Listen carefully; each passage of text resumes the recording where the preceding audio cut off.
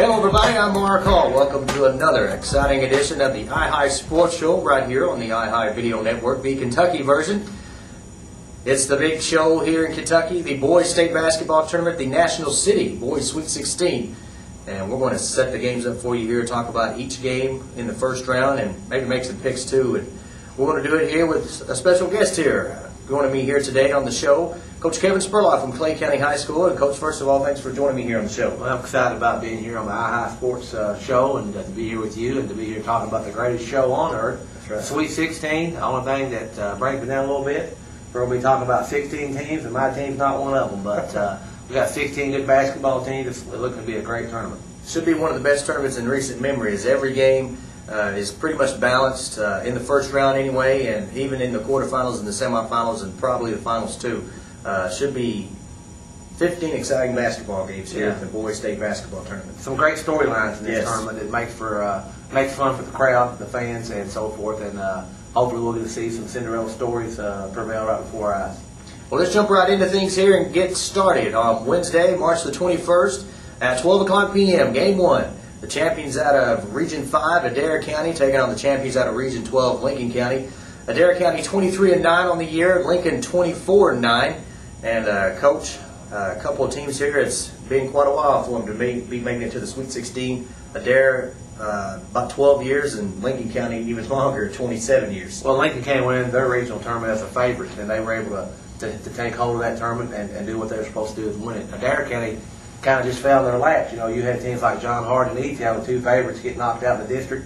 You had Bardstown, the Class A runner-up, 2006 champion over there, get knocked off as well. So Adair steps in with Darren Ballou and Coach Mark Fudge and his son doing the work there, and that's going to be a really good ball game. You've got two teams there, either one could win, and unlike probably season prediction, one of these two teams is going to advance to the Elite Eight.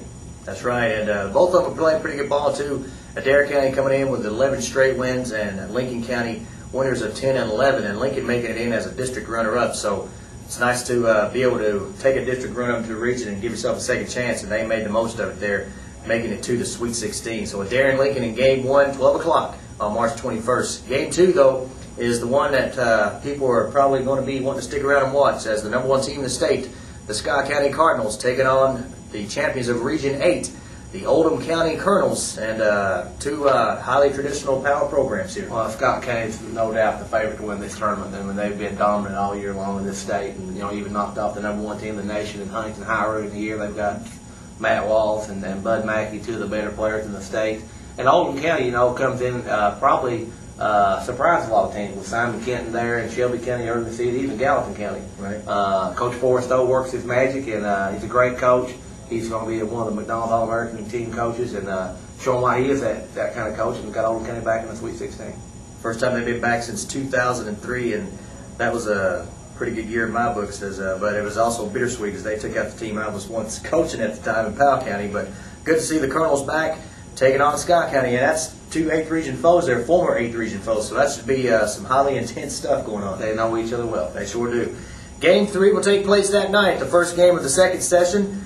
6:30 game time on March 21st. South Laurel, the champions of Region 13, taking on the champions of Region 6, and another familiar another familiar face to the state tournament, but it's been a long time, and it's about 6 years, the Fairdale Bulldogs. South Laurel and Fairdale, too, again, traditional rich programs. Fairdale come out and knocked PRP off. I think they were 3-time defending champions out of the 6th region. Of course, I'm very familiar with South Laurel. They come from the 13th region, same as myself, and of course, they're led by the Notre Dame signee Ty Profit and Coach Wright, a veteran coach, also one of the McDonald's High School All-American coaches. And this is looking to be probably one of the better first-round games as you look at the elite teams, elite programs coming out of strong regions. South Laurel winners of 18 straight, to the second longest streak in the coming into the state tournaments. 28-5, Fairdale 24-7. South Laurel also 5th regional title in 6 years, so great job there by Coach Steve Wright. And then to top things off on the first night, the Covington Holmes Bulldogs taking on the champions of Region 9, taking on the champions of Region 1, the Blue Tornado of Paducah Tillman.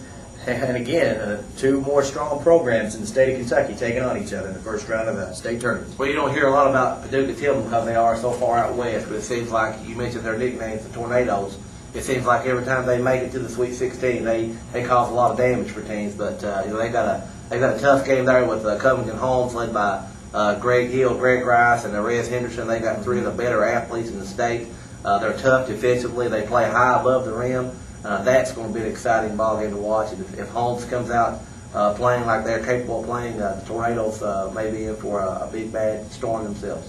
Yeah, Holmes is finally 100% healthy and got all their players playing together, and it showed as they've won 12 out of 13 and avenged 4 earlier losses in the year to Covington Catholic, beating Cov Cats 72-60 in the regional finals, and Paducah Tillman too, also winners of 9 in a row. So every team, these 8 teams so far, are all playing great basketball at the right time of the year with some long winning streaks. Usually that's the way it works. Teams that get hot, peak at the right time, they're the ones that make noise in March, and those teams all deservedly need to be here, and they've got good players, they've got good coaches, and it looks to be a good first day of basketball. Sure does look like it, and that's our first session here on the iHigh Sports Show. Going to be some great stuff, folks, so make sure you get out to the Boys State Basketball Tournament. Maybe we can set some crown records at this thing, because we got some great games, and we're going to end up things here in just a bit, so stick around as we talk about day 2 of the National City Boys Sweet 16 right here on the iHigh Sports Show on the iHigh Video Network. Stick around. We'll be right back.